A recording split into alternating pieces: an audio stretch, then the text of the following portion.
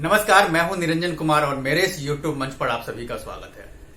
पत्रकारों का एक सूत्र हुआ करता है जिसमें वो जब कभी किसी खबर को लिख रहा होता है या फिर एक्सप्लेन कर रहा होता है तब वो इस बात को बताता है कि ये खबर उनको सूत्रों के हवाले से मिली है या फिर उनको सूत्रों के हिसाब से उनको ये जानकारी मिली है। बेसिकली वो इस खबर की विश्वसनीयता के बारे में बता रहे होते हैं। लेकिन आजकल राजधानी दिल्ली में नेताओं के बीच भी सूत्र काम करने लगे हैं और वो भी बहुत मजबूत और पक्के वाले, जो उनको बताते हैं कि आपके मंत्री को या फिर आपके फलाने एमएलए को कभी भी गिरफ्तारी हो सकती है, उनके यहाँ ईडी आ सकता है, सीबीआई का छापा पड़ सकता है, वगैरह वगैरह। ये बात मैं इसलिए कह रहा हूं क्योंकि दिल्ली के मुख्यमंत्री अरविंद केजरीवाल ने गुरुवार को एक प्रेस कॉन्फ्रेंस किया था और उस प्रेस कॉन्फ्रेंस में उन्होंने ये आरोप लगाए थे कि उनको एक ऐसी जानकारी मिली है जिसमें दिल्ली के डिप्टी सीएम मनीष सिसोदिया की किसी भी समय में गिरफ्तारी हो सकती है और उनके ऊपर भी ईडी का छापा पड़ सकता है या फिर सीबीआई का छापा पड़ सकता है और इसके लिए बाकायदा स्क्रिप्ट तैयार की जा रही है। ये बात अरविंद केजरीवाल ने प्रेस कॉन्फ्रेंस करके कही थी। तब उसके बाद ये सवाल उठने लगे कि आखिर दिल्ली सरकार में भी सूत्र काम करने लगे हैं और उनको पहले से पता चल जाता है कि उनके किस मंत्री को या फिर उनके किस एमएलए के खिलाफ कार्रवाई होने वाली है, और वो भी बहुत पहले। ये बात इसलिए भी उठ रहा है क्योंकि पिछले ही सोमवार को उन्हीं के कैबिनेट के एक मंत्री सत्येंद्र जैन, जो दिल्ली के स्वास्थ्य मंत्री हैं, उनके खिलाफ ईडी ने कार्रवाई की है, उनको हिरासत में लिया है। वो 9 जून तक ईडी की हिरासत में है, जिसमें उनसे पूछताछ हो रही है मनी लॉन्ड्रिंग के मामले में। तो इसी को लेकर के अब क्या है कि अरविंद केजरीवाल प्रेस कॉन्फ्रेंस करके ये माहौल बनाने की कोशिश कर रहे हैं कि आने वाले समय में उनके जो डिप्टी सीएम है, राज्य के जो डिप्टी सीएम है मनीष सिसोदिया, उनके खिलाफ भी बीजेपी ईडी के माध्यम से या फिर सीबीआई के माध्यम से कार्रवाई करवा सकती है। सवाल यहां पर सबसे बड़ा यह है कि जब आप खुद को और अपनी पार्टी के तमाम नेताओं के बारे में ये कहते हैं कि आपकी पार्टी करप्शन मुक्त है, जीरो टॉलरेंस की नीति आप अपनाए हुए हैं, आप जिस भी स्टेट में जाते हैं चुनाव लड़ने के लिए, वहां पर आप सीधा सीधा ये कहते हैं कि हम करप्शन मुक्त राजनीति करते हैं। उन्हें राजनीति करना नहीं आता है, वो डेवलपमेंट का काम करना जानते हैं। शहर का विकास कैसे होगा उसके बारे में आप बात करते हैं और आप ये दावा ठोकते हैं कि आपके जितने एमएलए हैं या फिर आपके जितने मंत्री हैं वो पाक साफ हैं। ये आप खुद कह रहे हैं। तो जब आपके मंत्री पाक साफ है, तब अगर किसी भी मंत्री को या किसी नेता को, आपके किसी नेता को अगर ईडी ने या सीबीआई ने अगर उनके खिलाफ अगर कार्रवाई की है, अगर उनको हिरासत में लिया है या फिर उनके खिलाफ कार्रवाई करने वाली है, तब आपको प्रेस कॉन्फ्रेंस करने की क्या जरूरत पड़ी है? जब आप जानते हैं, जब आप खुद कह रहे हैं, सत्येंद्र जैन के बारे में उन्होंने खुद कहा था कि उन्होंने उनके सारे पेपर देखे थे, सारे कागजात देखे थे, लेकिन उसमें कहीं कुछ ऐसा नहीं है कि सत्येंद्र जैन के खिलाफ कोई कार्रवाई की जा सके। और उन्होंने ये दावा भी किया कि आने वाले समय में सत्येंद्र जैन जो है वो पाक साफ होकर के वापस आ जाएंगे, क्योंकि वो कभी इस तरह के करप्शन में लिप्त नहीं रहे हैं। जबकि अभी तक ईडी की कार्रवाई पूरी नहीं हुई है। ईडी उनको पिछले 6-7 बार उनको पूछताछ के लिए बुलाया था, वो वहां गए भी थे और अभी क्या है कि फर्स्ट टाइम उनको 9 दिन के लिए हिरासत में ले गया है, जहां पर उनसे पूछताछ हो रही है मनी लॉन्ड्रिंग के मामले में। तो अब सवाल यह है कि जब आपको ये पूरा विश्वास है कि आपके मंत्री, आपके कैबिनेट के मिनिस्टर अगर इस तरह के मामलों में इन्वॉल्व नहीं है और वो पाक साफ होकर के आ जाएंगे, तब प्रेस कॉन्फ्रेंस करने की क्या जरूरत है?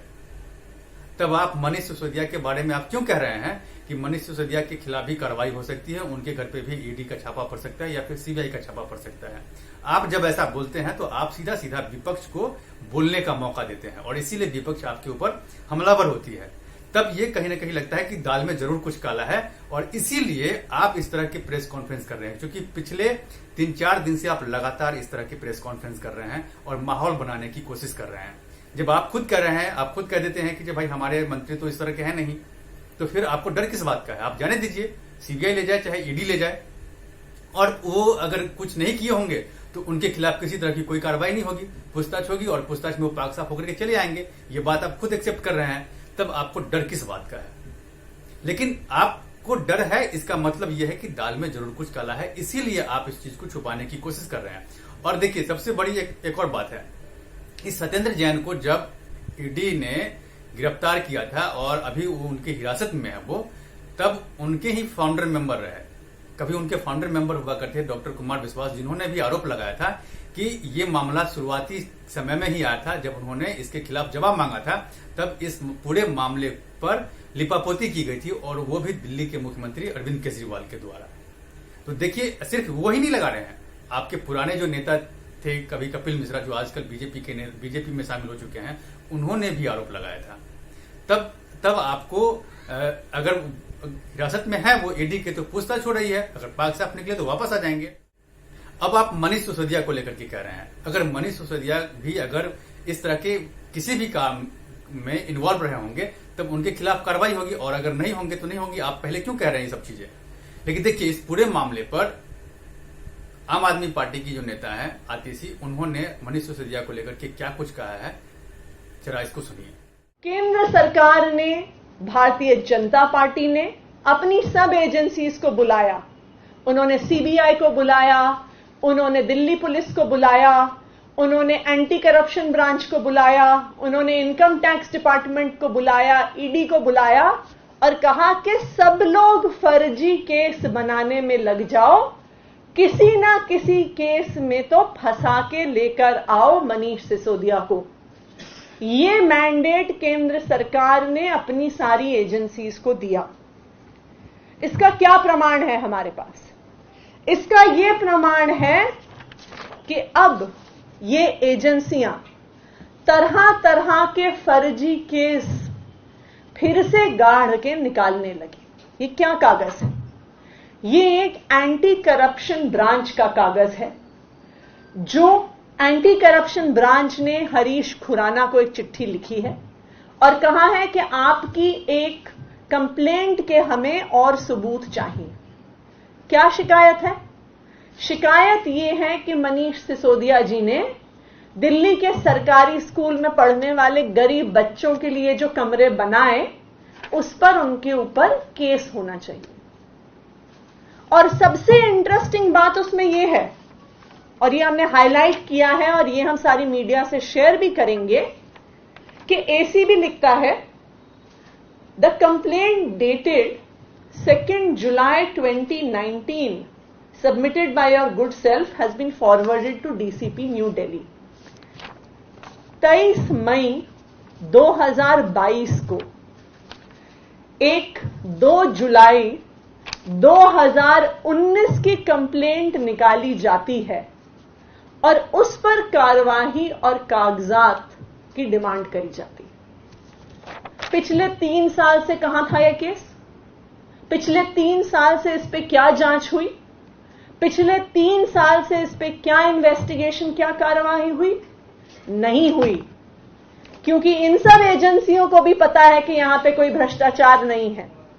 पर जब केंद्र सरकार द्वारा, भारतीय जनता पार्टी द्वारा सब एजेंसीज को मैंडेट दिया जाता है, तो सब कुछ गड़े मुर्दे निकालकर, फर्जी केस निकालकर, कोई भी पुरानी कंप्लेंट निकालकर अब फर्जीवाड़ा करने की कोशिश कर रहे हैं। रही बात मनीष सिसोदिया को लेकर के, तो मनीष सिसोदिया के खिलाफ अगर कोई कार्रवाई होती है तो इसका मतलब जरूर है कि उनके खिलाफ कोई ना कोई पुख्ता जानकारी होगी, चाहे वो सीबीआई के पास हो चाहे ईडी के पास हो।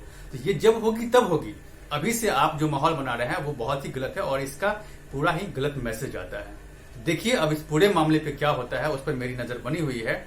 आप मेरे साथ बने रहिए, और अब तक अगर आपने मेरे इस यूट्यूब चैनल को सब्सक्राइब नहीं किया है तो प्लीज सबसे पहले मेरे आप इस यूट्यूब चैनल को सब्सक्राइब कीजिए। और इसमें इस सब्जेक्ट से रिलेटेड अगर आपको कोई सवाल करना है तो प्लीज आपसे सवाल कर सकते हैं। इसमें एक इनबॉक्स नंबर है, वहां पर आप सवाल कर सकते हैं जिसका जवाब मैं आपको दूंगा। तब तक के लिए धन्यवाद।